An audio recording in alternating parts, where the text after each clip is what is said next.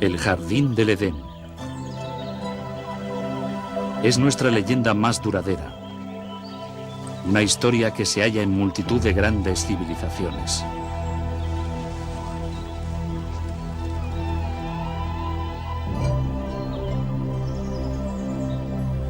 Una historia de seducción, la ira de Dios y el paraíso perdido.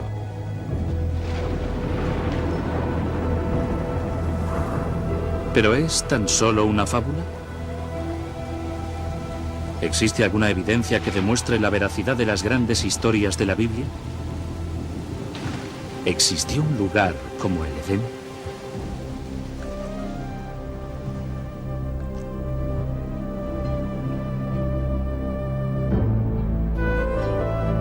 Hoy día, la búsqueda por el Jardín del Edén nos lleva a una tierra seca y despoblada, a un lugar llamado Mesopotamia.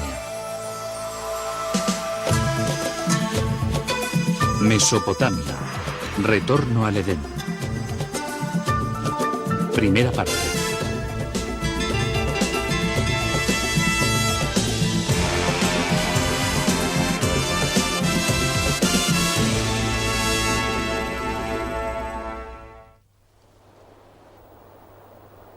Aquí se sembraron las primeras semillas de la civilización humana. Aquí florecieron tres de las civilizaciones más importantes del mundo antiguo: Babilonia, Asiria y Sumeria. Entre sus ruinas, los creyentes han buscado durante largo tiempo las respuestas a las incógnitas más profundas de la Biblia, mientras los arqueólogos han recorrido estas tierras en busca de los orígenes históricos de la fe. Y nuestra búsqueda es un viaje hacia atrás en el tiempo, primero a Babilonia, la última de estas civilizaciones perdidas. Después, más lejos en la historia, a los asirios, feroces maestros del arte de la guerra.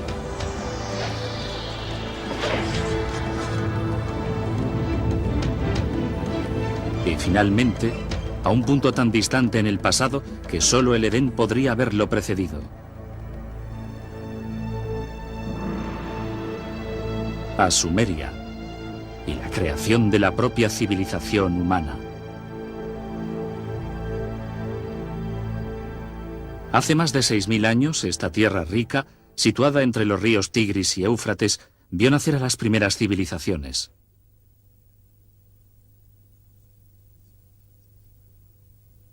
Los griegos lo llamaron Mesopotamia. Nosotros lo llamamos Irak. Destapando las capas de historia que se encuentran aquí, podemos descubrir los orígenes de nuestras leyendas más antiguas y viajar hasta las raíces más profundas de la fe. Nuestro viaje empieza por el lado oeste de Mesopotamia, en Israel. Un descubrimiento casual en 1947 centró la atención del mundo entero en la arqueología y en la Biblia. Dos pastores beduinos pasean con sus cabras por los precipicios de Qumrún, a unos pocos kilómetros de Jerusalén. En el desierto seco y soleado, advierten una cueva pequeña, escondida en una pendiente rocosa.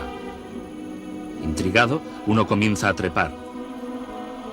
No es inusual encontrar artefactos antiguos y valiosos por estos barrancos.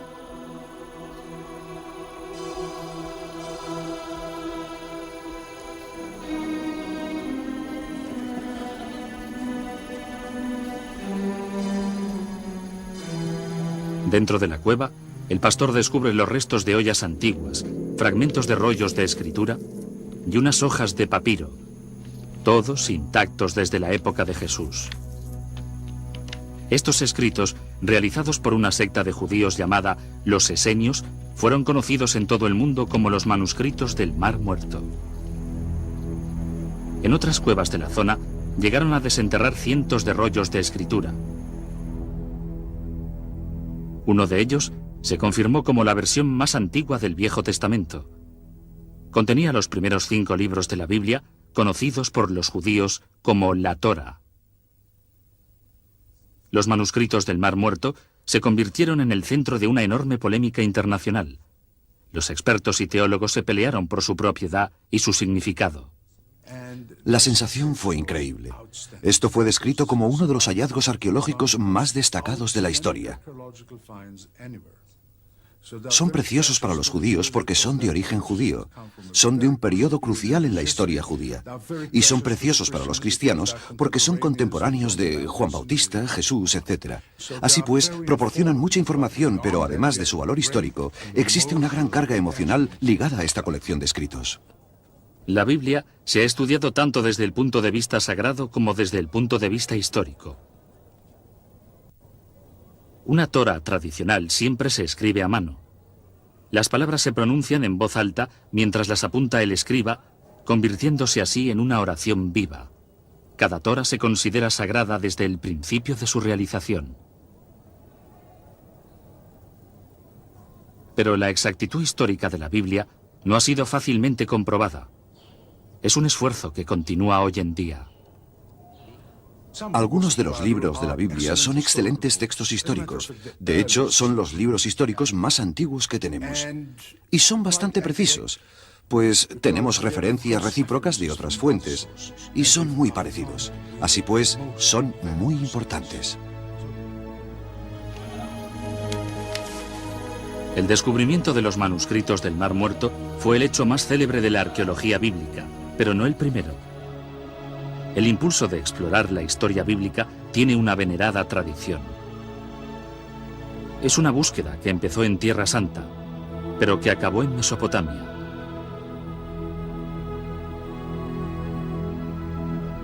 A lo largo de la historia, los cruzados, místicos y creyentes se han sentido atraídos por los sitios donde tuvieron lugar las historias de la Biblia. Pero con la llegada del siglo XIX, una nueva especie de peregrino pretendió fortalecer su fe a través de la nueva ciencia llamada arqueología. Seguramente, si comprobara la veracidad de la historia bíblica, podría confirmar su fe firmemente. El primer objetivo de los arqueólogos bíblicos era localizar los sitios destacadamente mencionados en las narraciones bíblicas y comprobar si se podía hallar algún rastro de esas historias. Utilizaban la alfarería en las antiguas murallas de las ciudades y las antiguas armas como ilustraciones de los cuentos bíblicos que habían aprendido cuando niños.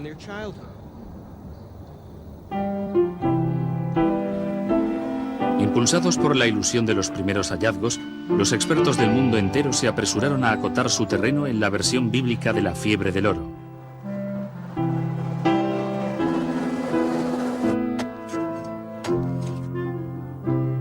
Los arqueólogos británicos, alemanes y franceses invadieron Tierra Santa a modo de competición. Formaban equipos de investigadores teológicos excavando por la patria y por Dios.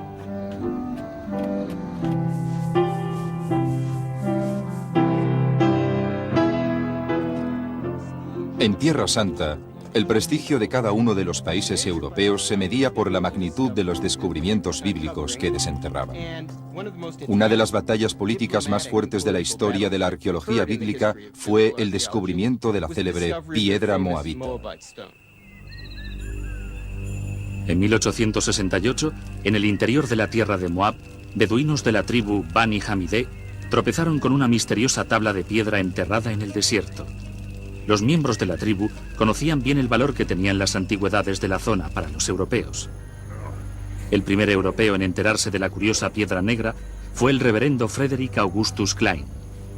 Klein partió inmediatamente atravesando una tierra yerma infestada por bandidos y acompañado únicamente de un reducido grupo de guías beduinos. Klein era un misionero, no un arqueólogo. Cuando vio por primera vez la peculiar entalladura de basalto, sintió una gran excitación. Sospechaba que la tabla negra podría confirmar sus creencias más profundas.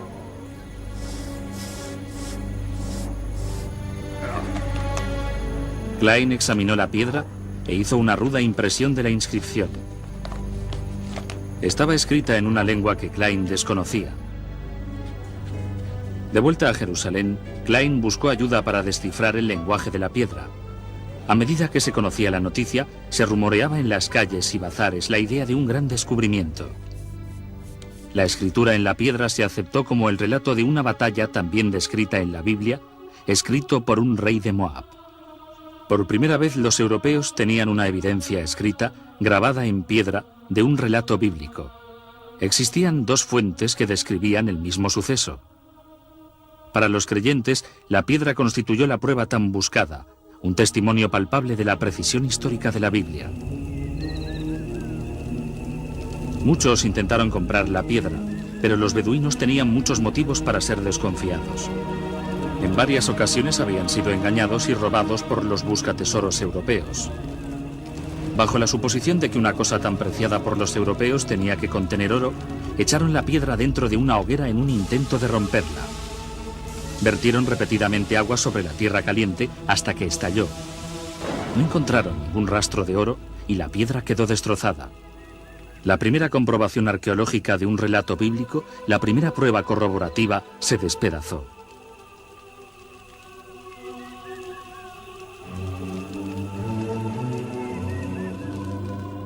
La pérdida de la piedra fue un desastre, pero no puso fin a la búsqueda de tesoros bíblicos.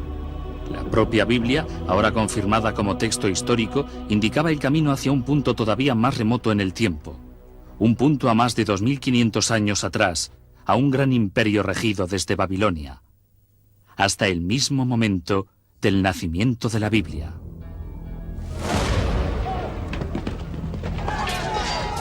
Es el año 586 a.C.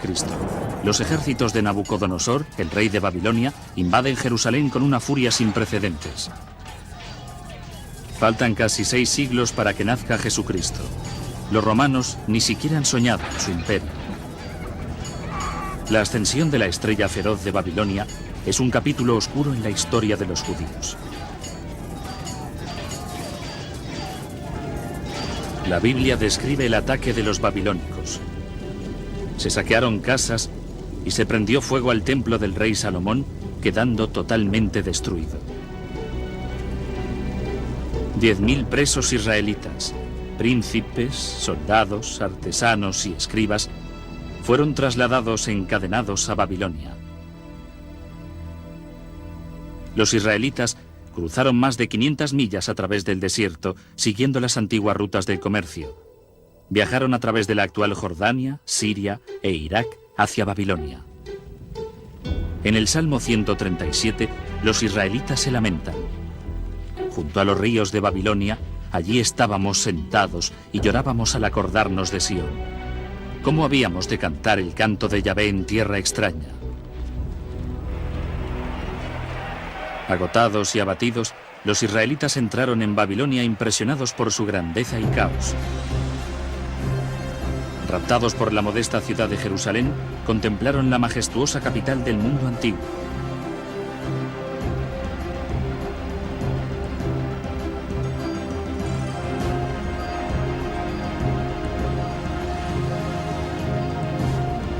Pero de alguna manera, los israelitas lograron no solamente cantar la canción del Señor en esta tierra extraña, sino también ponerla por escrito. Poner por escrito la tradición oral es formalizarla. Se transforma en un texto que la gente puede criticar o acoger como la única verdad.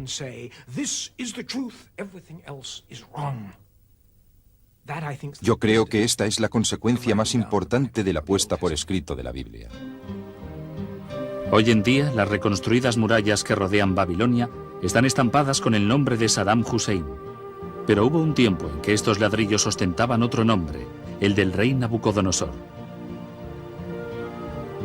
Era una tierra de muchos dioses e ídolos paganos, un escenario improbable para la creación de uno de los textos más sagrados del mundo.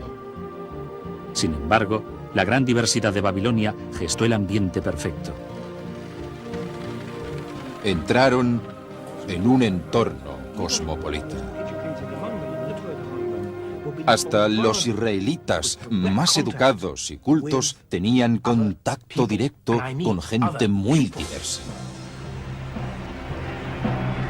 Los israelitas se encontraron en un crisol de razas y lenguas con dioses y espíritus.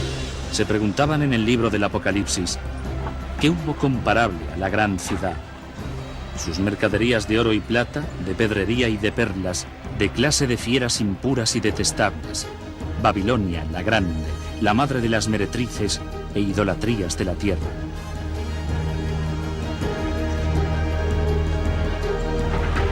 Pero a pesar de todas las idolatrías, o quizá como consecuencia de ellas, aquí la Biblia se convirtió en un libro. Amenazados por una nueva cultura poderosa, los escribas hebreos se apresuraron a preservar e identificar la identidad judía. A lo largo de 3 generaciones, los escribas unificaron la tradición oral de Israel, las escrituras nuevas y los textos sagrados en un solo manuscrito. Nació la Biblia. Afortunadamente para los israelitas, los babilónicos eran una gente bastante tolerante. Les dejaron mantener su propia cultura y su religión, así como estudiar sus propios libros. De este modo, se ha preservado la Biblia hasta hoy en día. Pero durante el proceso de creación de la Biblia en su largo exilio, la cultura babilónica llegó a influir profundamente en el trabajo de los escribas israelitas. Entre los exiliados, supongo que se contaron muchos sabios. Hablaban entre ellos. Estoy seguro que de esta manera se transmitía gran parte de la información. Este intercambio de ideas y conocimientos tenía que ser extraordinario.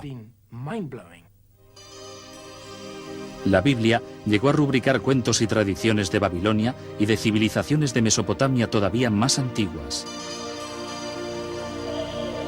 Los israelitas no podían ignorar la cultura floreciente ni los monumentos grandiosos de Babilonia. Sus templos estaban entre las estructuras más importantes del mundo antiguo. Los grandes edificios públicos, el paseo ceremonial, el palacio de Nabucodonosor con sus jardines colgantes de leyenda, las palmeras, el río. Al pasar por la puerta de Ishtar uno se sentía empequeñecido. Este era el efecto deseado. Una persona en Babilonia se encontraba ante la presencia de algo poderoso. Por todas partes había gente. Las callejuelas eran estrechas. Había paradas y más paradas de mercado, con los burros rebuznando, los grupos de gente caminando. Era una vida apretada, vivida de cerca, rebosante.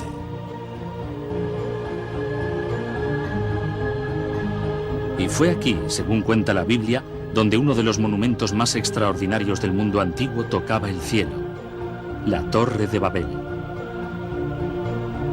Durante generaciones, los aventureros y peregrinos esperaban que al hallar la famosa torre se confirmaría la veracidad de los relatos bíblicos. Un buscador fracasado escribió: Que no se atreva ningún hombre a acercarse a la torre, pues es un desierto, poblado de dragones y serpientes enormes y lleno de diversas bestias venenosas. Los peregrinos medievales pensaban que habían encontrado la torre, este minarete en el norte de Irak.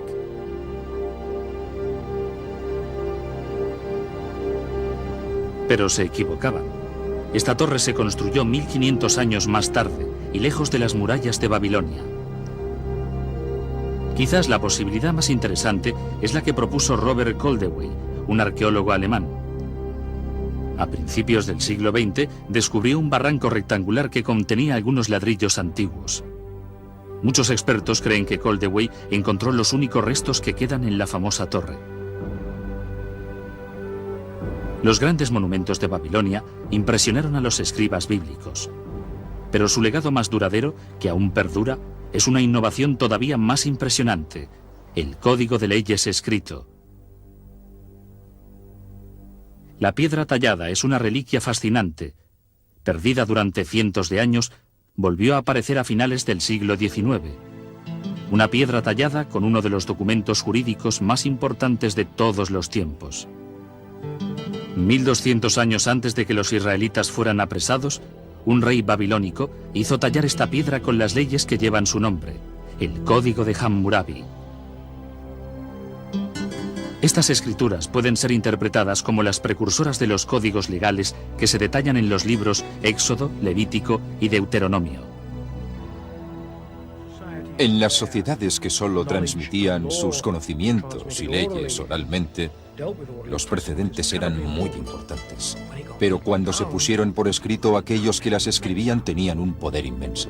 El código de Hammurabi ha tenido gran influencia en casi todas las civilizaciones que han seguido a Babilonia. Hoy en día, incluso algunos de sus métodos de juicio más primitivos sobreviven en su forma original. Hammurabi describía un rito llamado la ordalía, una prueba dolorosa, incluso a veces mortal, de culpabilidad o inocencia. En algunas remotas tribus beduinas todavía se practica la ordalía de la misma manera que en el tiempo de Hammurabi. En estas imágenes, un líder espiritual, llamado el Mubashi, juzga a los acusados tras examinar sus lenguas después de lamer una cuchara de hierro calentada al rojo.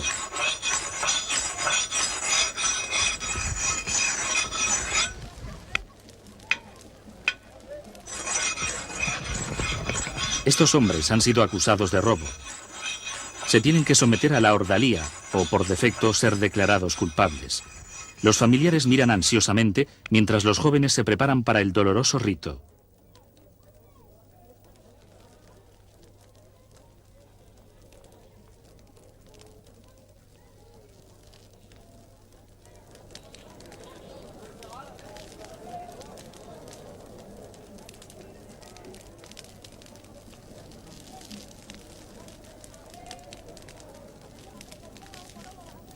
El agua no alivia el dolor. Lo que se pretende es purificar al bebedor y prepararlo para el juicio. El Mubashi reza y después examina las lenguas chamuscadas buscando una señal divina. Solo el Mubashi puede dictar sentencia y solo él determinará el destino de los hombres.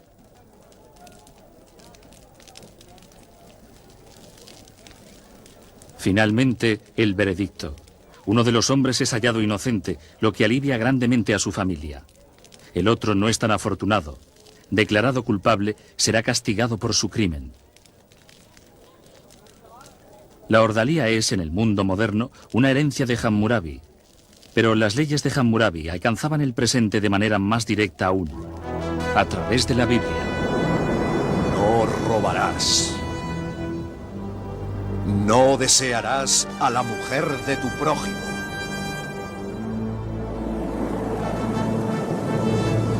Los 10 mandamientos son la base de la ley bíblica, pero representan tan solo el principio de una compleja serie de códigos y alianzas del Viejo Testamento.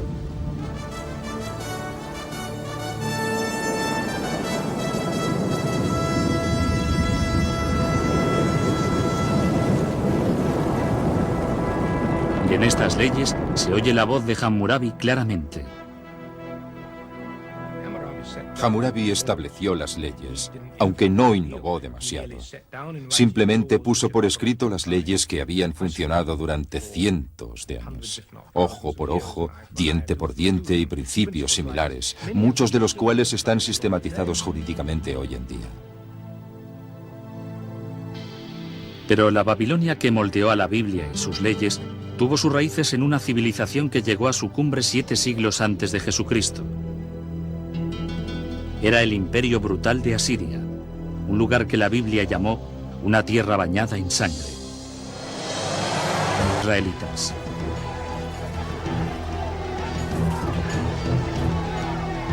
En el segundo libro de los Reyes, los israelitas se lamentan. Mirad lo que han hecho los asirios con nuestras tierras, están totalmente devastadas.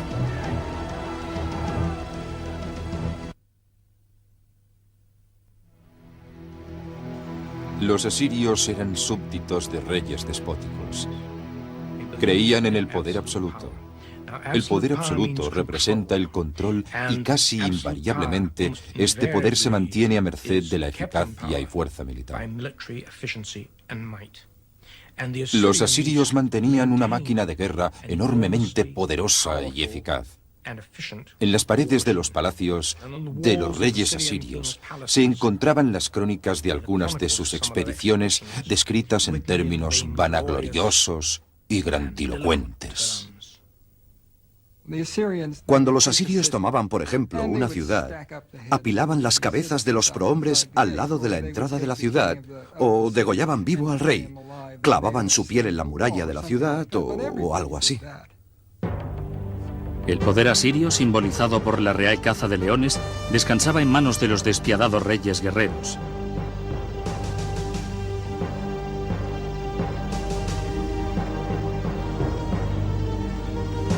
Incluso la Biblia muestra su admiración. El asirio. Cuantos estaban a su sombra entre las naciones y auxiliares. Cuando la ciudad de Roma se encontraba en su infancia, Asiria era el imperio más grande del mundo. Durante más de 1000 años, los detalles sobre la civilización asiria eran escasos. Ni siquiera se conocía su gran capital, Nínive. Pero en 1852, estas ruinas fueron exploradas por el arqueólogo británico Austin Henry Layard. Lo que Layard encontró aquí, en el norte de Irak, era el Palacio Real de Nínive, un tesoro impecable de la civilización asiria. Perforando la tierra como un minero, Layard descubrió grandes toros alados y espectaculares obras de arte escondidas a la vista durante un milenio. Este descubrimiento asombró al mundo entero. Nínive suponía el hallazgo de otra ciudad bíblica, otra confirmación de la exactitud histórica de la Biblia. Pero el descubrimiento más trascendental de Layard fue la gran biblioteca de Nínive. Una colección extraordinaria de 22.000 tablas de barro labradas con la escritura cuneiforme de los asirios. Bueno, quiero decir que la única comunicación con la gente del mundo antiguo es lo que dejaron en sus escrituras. De esta manera podemos saber lo que comían, cómo eran sus relaciones familiares, su política y cómo interpretaban la religión. Los detalles de la vida cotidiana de los asirios revelan una sociedad patriarcal, un mundo en que los plebeyos y especialmente las mujeres ocupaban un bajo nivel social. Muy joven, cada mujer asiria, antes de casarse, iba al templo de Ishtar y se sentaba en los escalones. Esperaba hasta que algún hombre dejara caer una moneda en la falda de su vestido. Entonces se adentraba en el templo con él, obligada a rendirse ante sus deseos. Pero en este mundo despótico existía una cierta justicia. En el matrimonio, hasta una esposa tenía ciertos derechos. En su contrato de matrimonio, una mujer podía estipular que su marido no tuviera otras mujeres. También podía estipular que él tuviera las prostitutas que le diera la gana, pero ninguna mujer más. Pero si las mujeres asirias de a pie tenían un estado social limitado, unos descubrimientos recientes revelan que las reinas asirias disfrutaban de grandes privilegios. En 1989, un hallazgo asombroso tuvo lugar en el Palacio Antiguo de Nemrod, en el norte de Irak. Los expertos lo consideraron el descubrimiento más importante desde la tumba del faraón Tutankamón, el tesoro de Nemrod. Mientras limpiábamos algunas de sus habitaciones, descubrimos las indicaciones de unas bóvedas subterráneas. Lo sacamos todo y al examinarlo nos dimos cuenta de que teníamos los restos mortales de al menos 2 reinas. Unas pulseras de oro puro todavía adornaban sus huesos. Un tesoro real sepultado más de 2000 años atrás. Estas imágenes extraordinarias, tomadas por unos arqueólogos de Irak, sirven de archivo de estos hallazgos impresionantes. Por primera vez, la tumba de una reina asiria había sido descubierta intacta.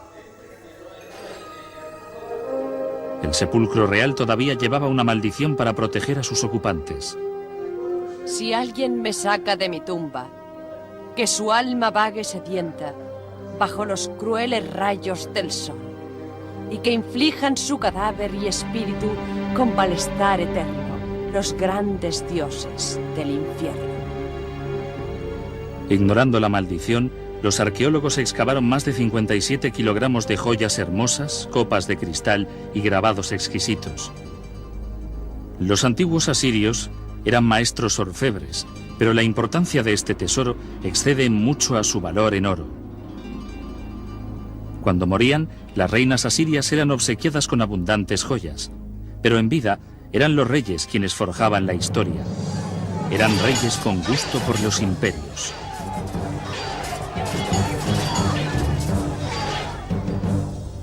En el año 701 a.C., el rey Sanerib y su ejército atravesaron el desierto hacia el mar Mediterráneo.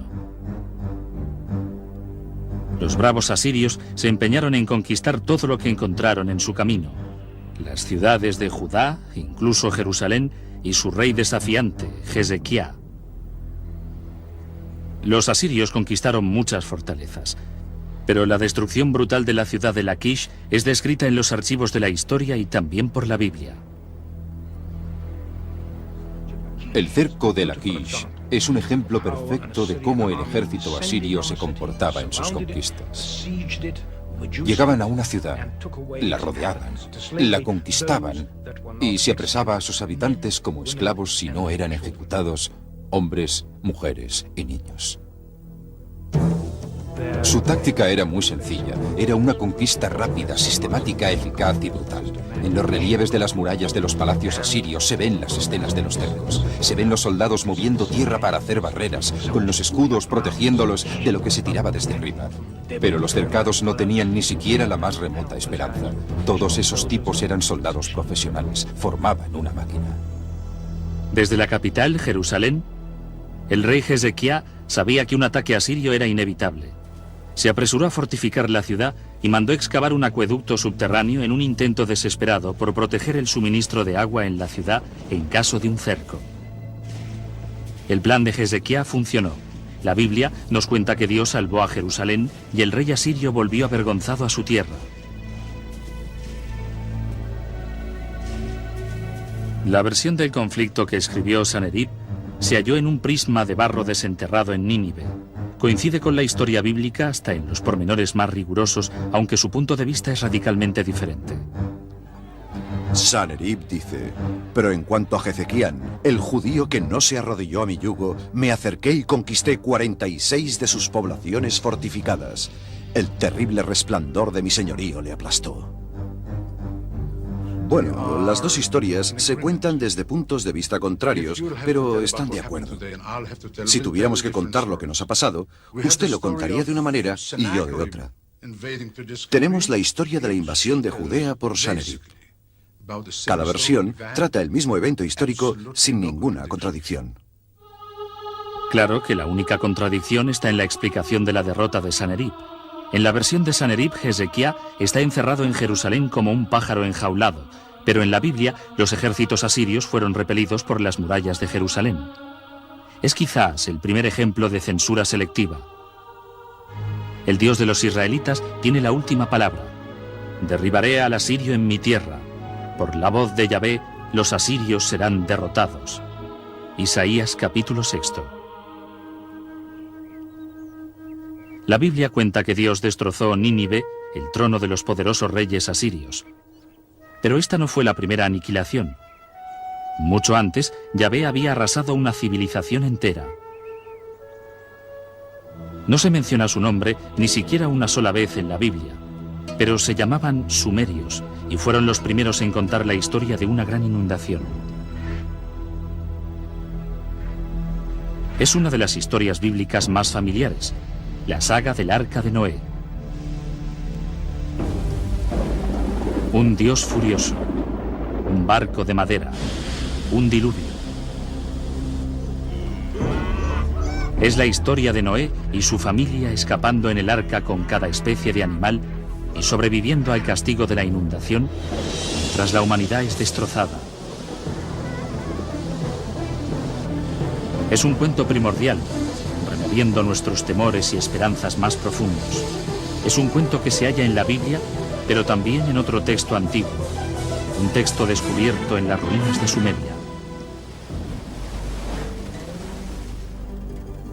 A principios de este siglo, se tradujeron algunas tablas encontradas en Mesopotamia. Revelaron la leyenda más antigua de un diluvio catastrófico. La primera epopeya escrita del mundo es el relato del rey mítico Gilgamesh. Este cuento de una inundación desastrosa precede a la versión bíblica al menos en 2000 años. Durante 7 días y 7 noches, el diluvio barrió la tierra. La gran arca fue desplazada de un lado a otro por los ventarrones. En la versión de Gilgamesh, el arca se encalla contra una montaña. El marinero suelta pájaros, así que el relato tiene un fin misteriosamente similar al de la Biblia. Es un cuento fabuloso. Hace más de 5000 años, la historia de un gran diluvio se contó aquí por primera vez en las antiguas ciudades de Sumeria, Uruk, Gerido y Ur. En Sumeria encontramos los orígenes de casi todo aquello que marca la civilización. Ellos inventaron la rueda, el gobierno y la jardinería. Sumeria, la primera civilización de la Tierra. En una tierra sin piedra, los sumerios inventaron ladrillos de barro, como los que todavía se fabrican y se utilizan hoy en día. Y de estos sencillos bloques erigieron los primeros grandes monumentos, llamados zigurats, templos imponentes que alcanzaban gran altura. Los sumerios inventaron el minuto de 60 segundos e incluso el adolescente problemático. ¿A dónde has ido? No he ido a ningún sitio. Si no has ido a ningún sitio, ¿por qué pierdes el tiempo? Vete a la escuela, ponte ante tu profesor, recita tus deberes, escribe tu tablilla. ¿Lo has entendido? Nosotros conocemos de los sumerios sus inventos sorprendentes y sus vidas cotidianas gracias a su innovación más impresionante, la escritura. Conocemos sus leyendas antiguas y sus secretos íntimos porque alguien los puso por escrito. Era algo que nadie había hecho antes. Es una ventana, pero una ventana compuesta de muchos cristales, algunos de los cuales son transparentes y otros no. Nos falta mucho más de lo que tenemos, aunque en algunos casos lo que hay es espectacular. Siempre hemos de tener presente que hay partes de la vida cotidiana que nunca podremos ver porque corresponden a gente de escasa importancia para aquellos que escribían las tablillas. Hace 5000 años, un sumerio grabó sus historias en el barro, proporcionándonos una mirada al mundo en el nacimiento de la civilización. En cuanto a su personalidad, los sumerios eran en algunos aspectos muy parecidos a nosotros.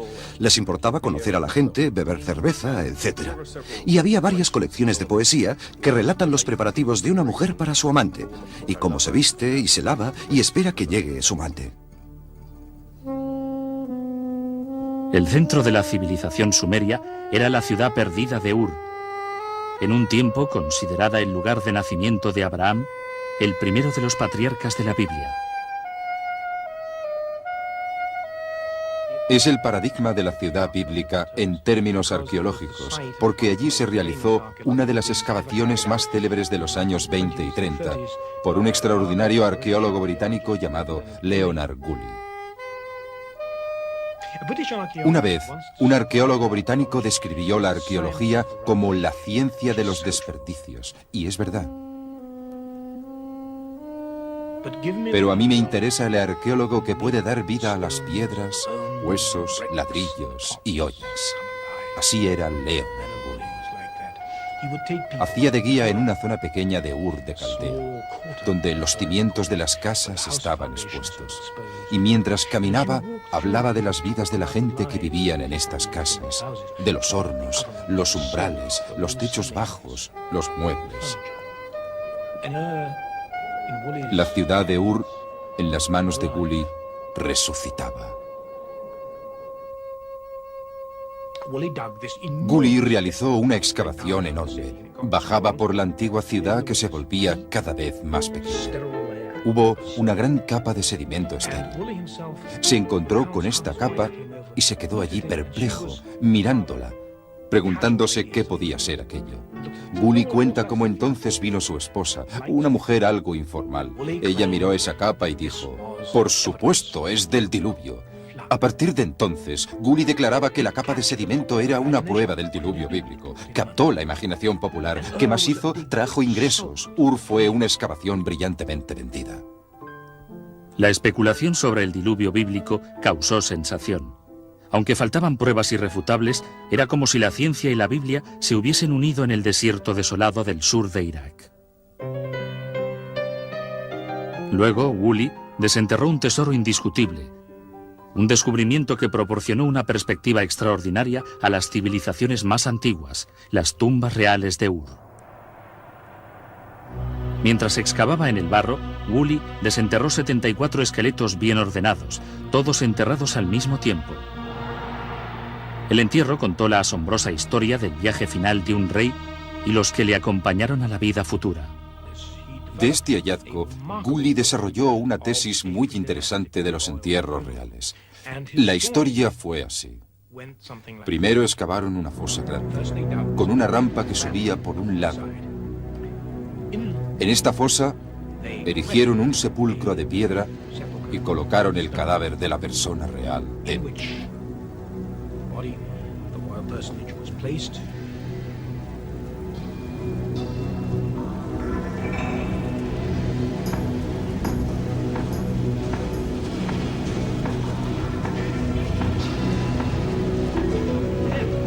Entonces, la corte entera entró en la fosa. Todos se pusieron en fila con unos jarritos de veneno.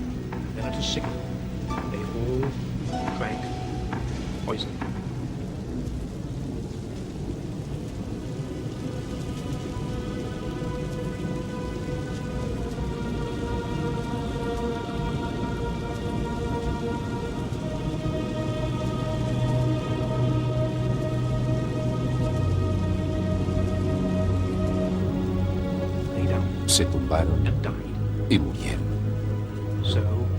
De esta manera, el príncipe se fue a su tumba, acompañado por todos sus servidores.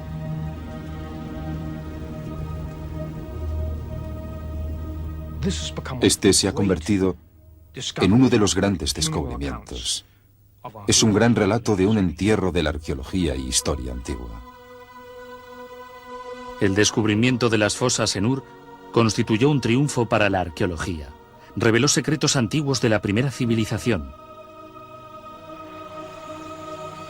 Pero la ciencia solo puede llevarnos hasta cierto punto. Donde las pistas acaban, la epopeya de Gilgamesh proporciona las huellas finales.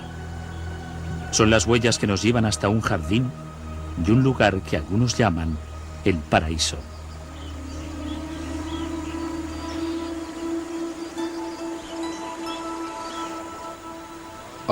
El jardín del Edén. Al principio Dios creó el cielo y la tierra. Es un cuento familiar. De este tipo de mitos hay en casi todas las civilizaciones. Como también suele haber un mito de la búsqueda del paraíso. Es el deseo apremiante de un mundo mejor. Los jardines del Edén, el paraíso, es el deseo de la gente de tener una vida menos complicada. Una vida fácil o un premio por haber trabajado tanto.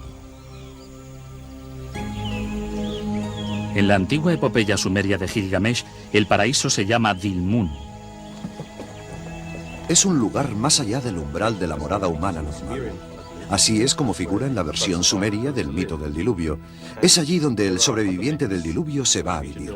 Y hay otros mitos que describen Dilmun como un lugar donde todo era perfecto. Dilmun figura en las leyendas de Mesopotamia como una especie de jardín del Edén. Es un lugar de un intenso verde, con agua abundante, vientos frescos y brisas. Es un lugar maravilloso, un lugar perfecto. Sin embargo, también es el territorio de una serpiente. En la epopeya antigua, la serpiente roba la flor que otorga la inmortalidad. Así como Adán Gilgamesh ha de dejar el jardín y morirse.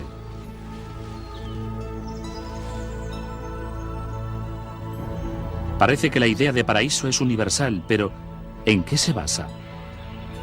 Las huellas indican un lugar encantado, pero real. 400 millas al sur de la antigua ciudad sumeria de Ur, se encuentra la isla de Bahrein. Era una importante plaza de mercado en las rutas del comercio que atravesaban los desiertos áridos y los mares salados de Mesopotamia. Hoy en día Bahrein es mucho menos que un paraíso, pero hubo un tiempo en que era floreciente. Esta isla tenía agua abundante y como resultado, vida. Hace mucho tiempo, esta isla era Dilmun. ¿Pero era el paraíso? En comparación con el desierto que le rodea, parece ser que sí. Había tanta agua aquí que lo que es ahora una isla desierta, entonces florecía. Era un jardín, ofreciendo ricos y variados frutos. Y vivía aquí una gente que aparentemente llevaba una vida bendita. Más de 85.000 montículos de tierra, indicando el lugar de tumbas, están repartidos por toda la isla. Probablemente es la mayor cantidad de tumbas en una sola zona del mundo antiguo. Los antiguos huesos nos demuestran que esta gente era más alta y sana y vivía más años que cualquier otro colectivo de la región. En los montículos hay otra asombrosa huella. Se encuentran restos de serpientes embalsamadas ritualmente en algún momento hace más de 4.000 años. Aquí, en Bahrein, encontramos la serpiente tal como la encontramos en la epopeya de Gilgamesh y tal como la encontramos en la Biblia.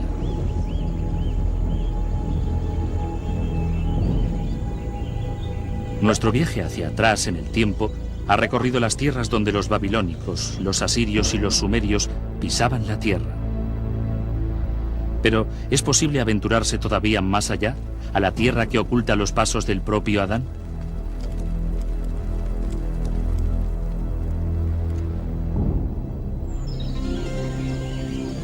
Aquí, la fe y la razón han de separarse. Ahora sabemos que existía una isla de jardines en Mesopotamia. Si lo deseamos, podemos creer que era el paraíso.